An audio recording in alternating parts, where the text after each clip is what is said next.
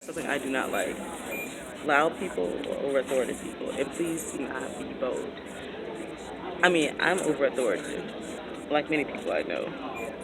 Shade for shades. But you don't have to be loud about it, especially if you already know that you're borderline aggressive anyways. Just calm down. Tell the people nicely and politely. And if you can't be nice and polite, just tell them quietly in a whisper what they can't do. But I need to quit running my mouth and make sure that I don't miss my flight.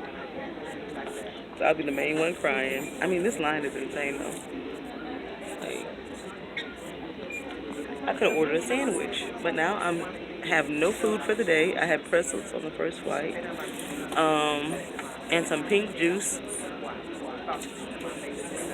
while I was waiting because I didn't want to miss it. I am on And also standby, board our parents traveling with children with car seats or strollers. but I love the South. There's no place like the East Coast South. People are just we real. They get real. In Houston, we don't get that real. We get like more quiet and looking around, very confused, like what's going on. But East Coast South is like this is what it is. Comply or don't. Bye. Not even bye.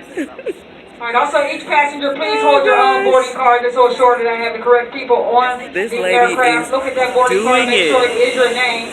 Each person hold your own boarding card. Let's continue with our premium cabin, rows 1 through She 4. is doing it. She has told you to consolidate your bag no matter what size, even your lunchbox. She has told you if you have small children. She has told you to have your boarding pass ready. I mean, do these people not fly often? What? What? I have heard two different people use the F word like maniacs. I have seen a lady with gloves on, wondering about her bill that was already paid. I think I'm weird, but I don't know about the rest of y'all. I think y'all weirder.